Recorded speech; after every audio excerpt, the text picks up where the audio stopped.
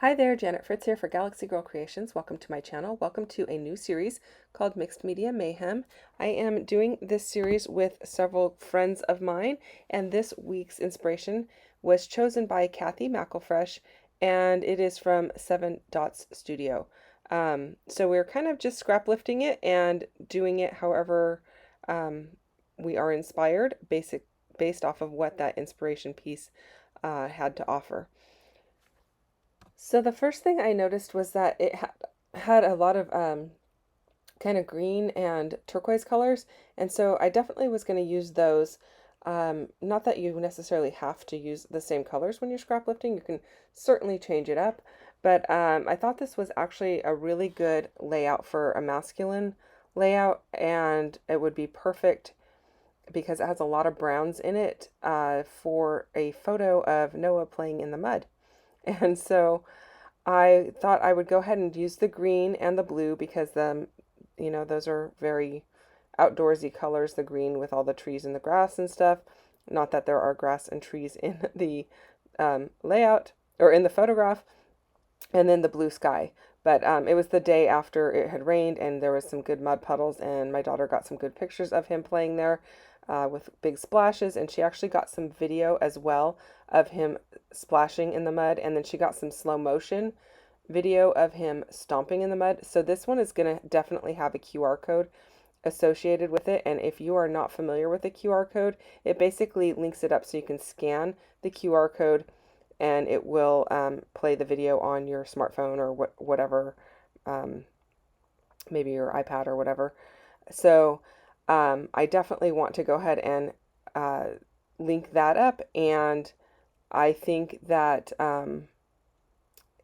it would be the perfect, I have the perfect two photos to put in as a placeholder, or for this layout to have my little placeholder on. So the placeholder for the QR code will be in the bottom left-hand corner of the two photos. And I'm not going to actually put that on my layout because the videos, I keep those private for our family members. But if you are interested in learning how to do a QR code, I do have a video on that, and I will link that down below for you. It does give you step-by-step instructions on how to do that.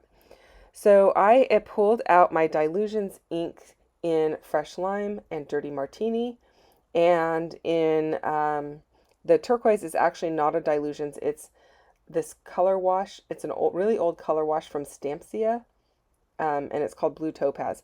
Probably don't even make it anymore, but pretty much any turquoisey aqua blue would have worked.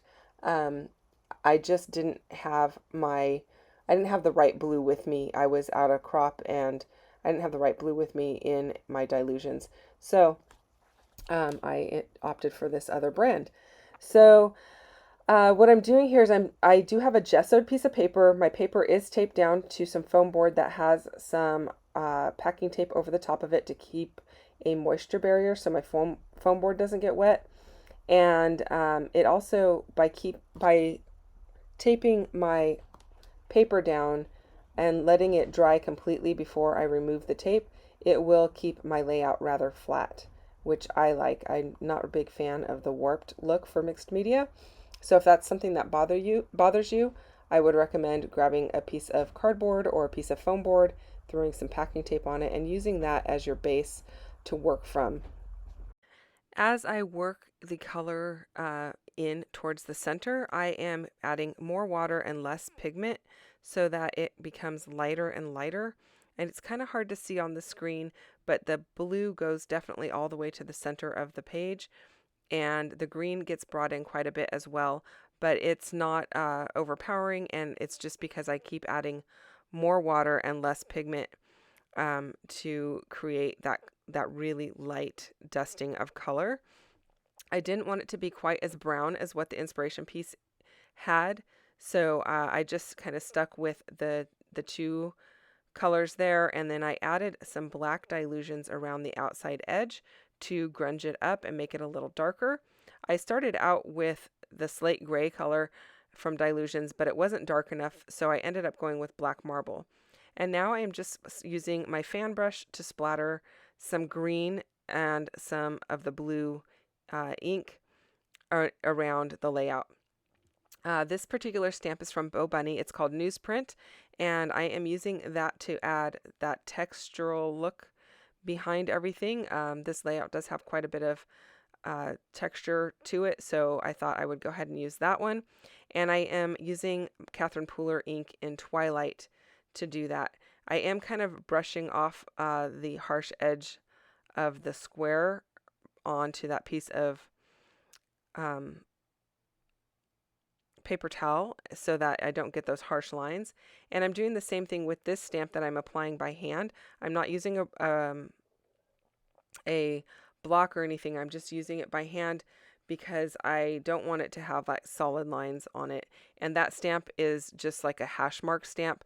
It's from Amy Tangerine's Brave and Bold collection. And I think I'm using, I want to say it's Hot Tub, but I could be wrong on the color for the Catherine Pooler ink that I'm using. I will put links, or I'll put a list down below for you guys so that you can see what they all are if that's of interest to you. The texture paste that I am using is from Picket Fence Studio, and I'm using their paper glaze in Jade Vine and Mint Hydrangea. And the stencil is it's from the Crafter's Workshop, and I don't know the name of it. I know it says it's something grid, mini grid or something like that, but I will put that in the list down below as well.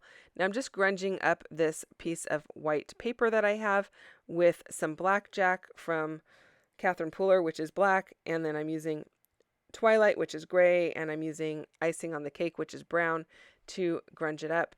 And I die cut this little branchy looking item. This die is from Altenew, and it's called Reflections, and I have no idea why it's called Reflections. It doesn't speak of reflections to my mind, but that's what it's called. So I did cut the back of it out. I kind of gutted it because I do want to use a little bit of it off to the left hand side there, but I didn't want to have to grunge up another piece of paper basically. And then this particular stamp is from Paper Roses, and it's called HUD. This one, it is on the page there, but because I use gesso, I am able to lift some of it off, which is what I'm going to end up doing down the road here, because I end up going with a less industrial look and a more natural look, because the photos are just of Noah and my cousin's daughter, and they are tromping in the mud. And my daughter got some great video of them and some great photos of them. So I will be using a QR code to link up to this particular layout. The QR code, I will just put a placeholder in temporarily in the bottom left-hand corner of the photos. You'll see that a little later in the layout. If you aren't sure what a QR code is, basically you can scan it with your smartphone and it will play the video. And if you're not sure how to do that and you want to know how to do it, I have a video on that. It's a step-by-step tutorial, and I will link that down below as well. Now, I'm using a variety of mixed media stamps. This particular one and the next one that I use are both from Studio Light. They are Art by Marlene stamps. And the one I was using just before that was from Simon Says Stamp. And I'm pretty sure the Simon Says Stamp one is not available anymore. I'm not 100% sure, but I'm pretty sure because it's pretty old. But the other one could possibly be available. So I will put those down below as well for you. I do try to keep all of that information available so that you can check it out. I don't know if you noticed there, my stamping, I tested them underneath where the photos were going to be so that I would know that they weren't too dark. I want a really light impression, not a dark impression. And so I just tested them there, and if they were too dark, then I stamped it off. The first generation stamp, I just stamped it right under the photographs, and then the second and third ones were really light, so that made it work really well. So if you don't have ink that's light enough to do this kind of a technique, just stamp it off onto a separate piece of paper for your first go around, and then do not dip it back in your ink, but stamp it again on your layout, and that should give you a much lighter impression. I am backing my entire layout with black cardstock, and I am going to go around the entire layout with some black soot distress ink, And the main reason for that is because when I tape the layout down, it leaves a white border where the tape was at, and so I do cut that off for the most part, unless my layout is a white layout and there's no ink going all the way up to the edges, then I might leave it. But for the most part, I cut off the edges and then I back it onto whatever color cardstock I feel is best for it. And you can see there how flat it kept the paper. So there's not much warping or anything like that, and that makes me so happy. It looks better in my albums, and it is much easier to photograph a flat layout than it is a wonky layout. I'm using the paper that I did the die cutting out of, and I am going to go ahead and use it to create a border for my two photos there. I also like that I pulled in the blue here because he's got that blue jacket on. It's not the exact same blue, but it works. So what I'm showing you there is I used these two different dies from Elizabeth Craft Designs to create that one piece of paper. I wanted the ripped edge, but I also wanted the hole punch edge. And so I cut the ripped edge and then stuck it in the hole punch one with the ripped edge on the non-cutting edge of the die so that I would be able to cut it out. Hopefully that made sense. Both of those were from Elizabeth Craft Designs, and this particular one that I am inking up right now is from Heidi Swap. And I believe the color that I'm using there to ink it up with is Aquatini. And then the green that I'm using is Garden Party. And I am actually going to use add a little bit more ink to this particular one. I'm going to add some, I think, Martini, or yeah, there we go. Some Martini just to give it a little bit more of that yellowy green and make it a little bit more vibrant. And then I'm going to dirty it up with a little bit of Blackjack. The inspiration piece does have several layers of papers below the photograph, so I thought that was perfect. And interestingly enough, I was trying to like research this piece of paper and or see if there was a blog about this particular layout, and it looks like that is actually the paper that the layout is done on is actually a mixed media piece of paper. It comes with the mixed media on it is what I'm trying to say. Now I don't know that it has like every single bit of all of that, like the layers below the photograph are probably already on there, but the background colors already come on that piece of paper. So I thought that was kind of interesting. So then I'm just trying to ink up some stuff to go along the edge where my title is going to go. So my title is going on that left-hand edge. And so here's where I decide I really don't want that HUD stamp. I want this circular wood slice instead.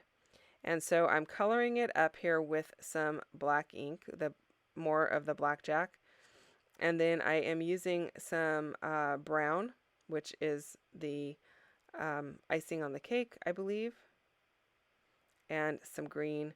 I'm just dirtying it up, trying to make it like blend in with the other colors that I already have going on. Adding a little Martini. It's really a cocktail of different colors. And so I'm going to place that right over the HUD stamp. So I don't want those lines that are perfect from the HUD stamp. And so I will be using a baby wipe to kind of smudge it out a bit. I do want to use the paper here that I have with the notebook punch.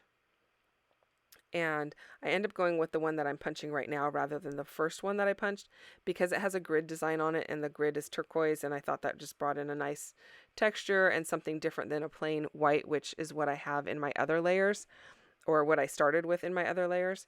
So I thought this worked out really well, and I'm pretty happy with the way it came out. So I'm going to ink all of that up. The blending brushes that I'm using are from Tailored Expressions. They work wonderfully.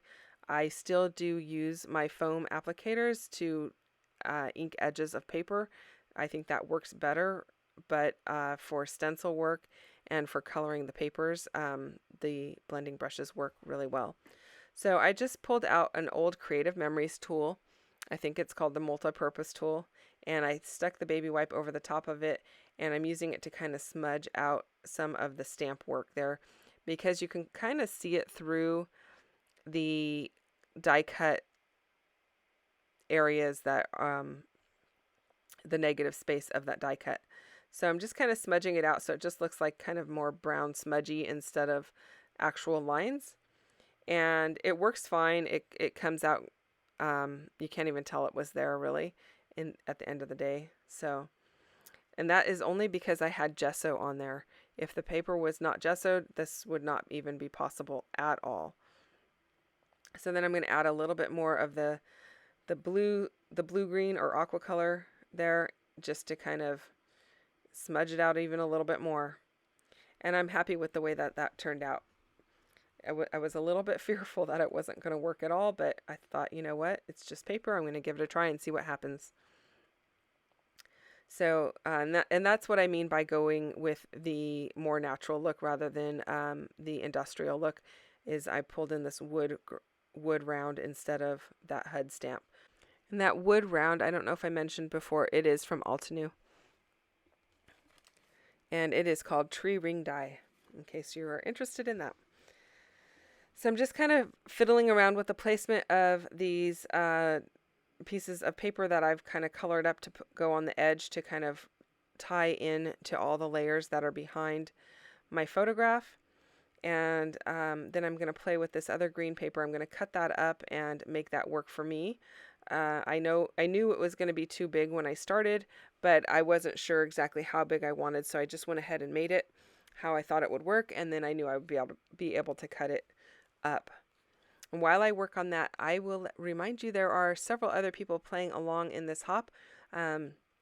Go and check out all of the other lovely, talented, creative mixed media artists that are working on this. I'm not sure that they would call themselves artists, because I certainly don't call myself an artist, but they definitely are. They're definitely creative and awesome. So very talented people, and I am very honored to be in their midst. So their links are down below in my description box, and you can go and check out and see what they created based off of this layout. Now, I stuck very close to the color scheme and the placement of things. And I mean, when you scrap lift, that is somewhat, I mean, keeping the placement of things is kind of normal, but the color is not necessarily normal. So I'm curious to see what other people have done, because their colors could be completely different. So definitely go check them out. Also, we do have a Facebook group. It is called Mixed Media Mayhem. So if you are interested in that, just do a search on Facebook. I will also link it down below so that you can join in and be part of that group and join in the fun. So I did pull out some wood veneer. I am not exactly sure where that amazing piece came from. I kind of think it might be from Kaisercraft, but I could be wrong. But I do have a lot of Kaisercraft wood, so that would not surprise me. The wood trees are from Redefined Creative. They've been in my stash for quite some time. And then the little stars are from MK Gun, and her shop is called Some Assemblage Required. You can see the packaging for it in the bottom right hand corner of the screen there. It was a mix of wood and purple kind of stars, and I think there was some clear, I don't know. There's quite a few different ones in there, but and hers is an Etsy shop, so I will link that down below as well for you. So I am coming up to the end of this. Well, it doesn't say I'm near the end, but I think I am near the end. I'm not sure what else I'm going to do, but I maybe mess around with this wood veneer. So I am kind of working on the placement of things. I'm using my Nuvo Deluxe adhesive to adhere it. With mixed media, I find that either glue dots or liquid adhesive or even your glue gun work the best.